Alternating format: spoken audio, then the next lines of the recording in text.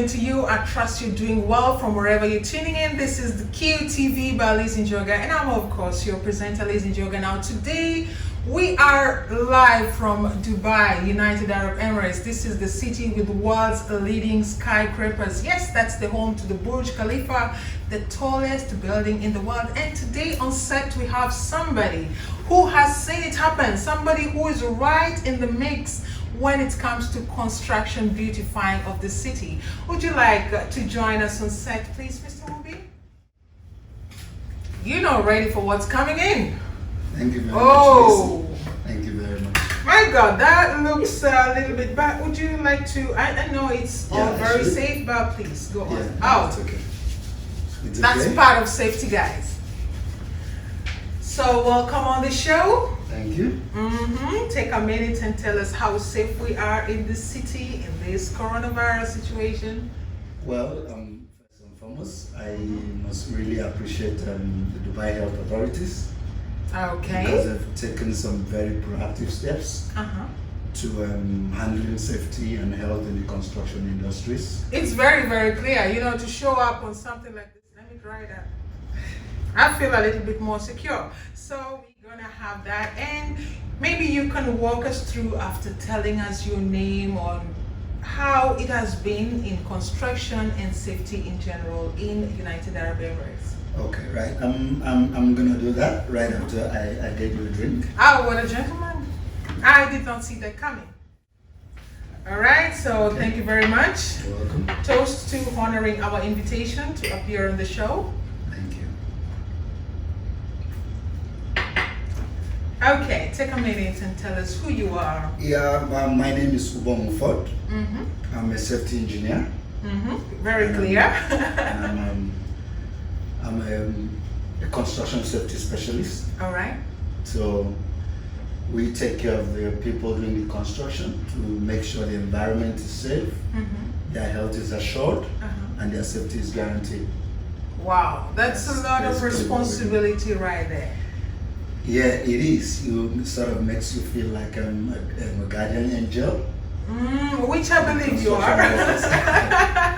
Because I think normally construction, I tried the helmet and it's now all over my head. I think construction is challenging in terms of physical acumen, in terms of mind, in terms of preparation, and also in terms of being able to recover should there be any eventualities. You understand what I'm saying, right? Yeah. So would you like to walk us through that, how it has been like? Well, the construction is in phases. It's a process that starts from pre-planning, which involves the engineers doing all the drawings and setting up the sites and all that. All right. But where we come in, the safety engineers, we're the ones who draw up the procedures, the processes, the programs, and set up the policies to make sure the construction site is devoid of any form of harm to the workers. Oh, great. So Dubai is known to be a show-off city in terms of buildings, in terms of, let's just say, the general infrastructure. Is there anything that you see that is unique to only Dubai or United Arab Emirates per se? Yeah, let's be practical. Let me talk about the project I'm currently on. All right. Which is arguably the largest construction site in the world right now. Oh, is it the Expo? Expo 2021. Yeah, it has been moved. Exactly. So we are expecting that in October 2021, right? Yeah, it's actually a very fascinating site with some unimaginable edifice. Some structures you won't believe that could possibly be erected by humans. Wow. Is there. So now we are a lot more excited. Guys, before the COVID-19, we were expecting this to take off in April, or is it October this year? October. But now that has been put away until October 2021. But I believe it's still gonna be very magnificent. In fact, we are expecting a lot more creativity because you have one year timeline of, you know, potentially to improve on one or two things. Yes, you have a point there. But actually, you know, the construction is all about timing. All right. Yeah, and everything is set according to the time, the project duration, the time that is needed to complete a particular project. All right. And even though Expo has been expanded, I don't think there will be any new structure added to the ones on ground. All right. Because there are a lot of unfinished business going on in Expo. Like I said earlier, there's some very mind-blowing structures there. Yeah, so the timing will only enhance, the finishing. The existing projects. Yeah, it will be used to complete those projects perfectly. Yeah. Now you just gave us a new dimension into this specific talk, Mr. Ubi. You mentioned the timing is going to give maybe time for perfection. So how has it been like pre-COVID-19, and right now I understand a lot of things have been put on hold. So are you able to go to work at the moment? What are we looking up to, because of COVID-19 has pretty much disorganized everything? Before the pandemic, all right, Expo had I think over 50,000 workers. Whoa. On ground, if I stand to be corrected.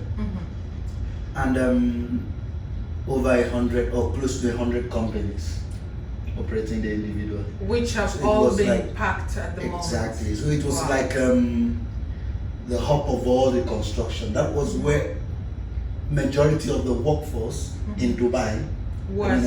It was. Yes, pretty much. Yeah, pretty much. So right now, because of the pandemic, a lot of activities has been suspended. That's right. And unlike other industries, the construction industries, we cannot work from home. That's very interesting. Yeah, it's not possible. It may sound funny, but it's true. Yeah. Only a few set of people, maybe the people working in the offices, can work from home. And believe me, I don't even think they can, because for my own part of the process, which is the safety and health, we have to be on site. Exactly. To actually monitor the health and safety situation on site. Correct. Yeah, and we have to be there to be able to mitigate and monitor the procedures. Correct. And make sure of compliance. So those are things you cannot do from home. At all. You need actual people on the actual ground to be doing something on the ground for you to be able to analyze what is safe, what is unsafe. And now COVID-19 has brought in a lot of confusion, and there is uncertainty all over the world, not only in the Middle East, or let's say Dubai, in as much as Expo 2020 basically was so far the biggest project of the century up until now, according to the international ratings. So what do you think it's going to be like picking up after, let's say, pandemic has been dealt with? Yeah, let me start by saying this. Like I said earlier, I really appreciate Dubai Health Authority. Because without them, I think Expo would have probably grounded to a halt. Whoa.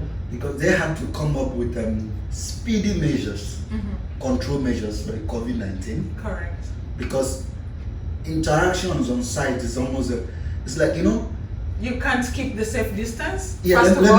Let me give this to you. First and foremost, you have a construction site where you have carpenters working together. Correct. Now let's assume carpenters, they are doing a particular structure. They can't keep 6 feet distance, which is the recommended. It's not possible. It's not possible. If we all should fix one door, which is maybe 3 feet maximum. Exactly. It's you not can't possible. Keep that distance. So, in safety, we have measures that are written down procedurally. Correct. Then we have measures that are practical. So there is practical and theory. That is how it works everywhere. So the practical part, it cannot be applied. Yeah, that is the theory part cannot be applied. Applied on the practical. That is where Dubai Health Authority came in with those procedures and plans that made it possible to still work in while the pandemic was going on. But right now, has it come to a complete halt? No, it has not. They're still working? Yes. Oh, that's good to know. No, it has not. That's good to know. Some of the ones, the only thing is the workforce has been limited to a controllable number. Yeah, which makes the work go a little bit more slower. All right. The time frame has been extended because right now the time frame cannot even be confirmed because a job that is meant for 20 people, if maybe now it's not allowed for 30% of the workforce to be present. So if it's a job for 20 people, we are only talking about 7. Is it about 7 or less? Maybe about 30%. 30%, about 6 or 7 people. So it means 14 should work from home, and it's not practical in their sector. The downside to this is a lot of people have lost their job. Oh, you can say that again. Actually, according to the number of people, according to statistics, now if we look at it, I'm gonna drive a little bit and talk to the people on the other side who are watching this video.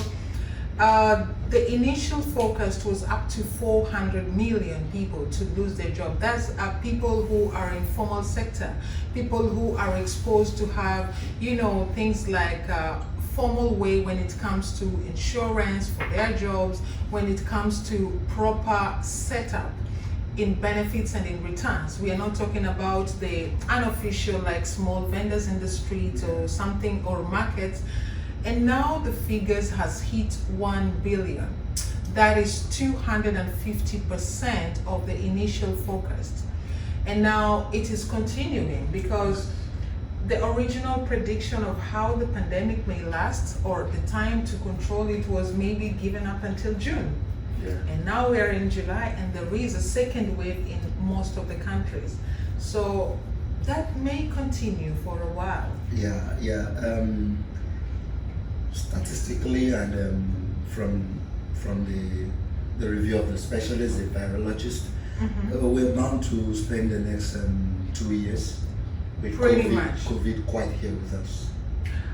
With the new wave hitting a few other places, I think it may be a little bit more than that. But we are gonna keep hopeful. I think it's not just hopeful, but I appreciate the fact that most governments have realized that this is something that is not going to go away, at least not immediately. So people are learning how to live with it, and it feels saddening that the rate of compliance is also reducing. People are getting tired of wearing the mask, people are getting tired of sanitizing, and honestly, it is tiring. It is very tiring. So, Mr. Obi, as we are about to wrap up, is there anything you'd like to tell somebody in the same industry as you are? Any kind of hope, any kind of insight? Just something nice for them to feel like, okay, it's bad, but we're gonna come through it. I have a message of hope, actually.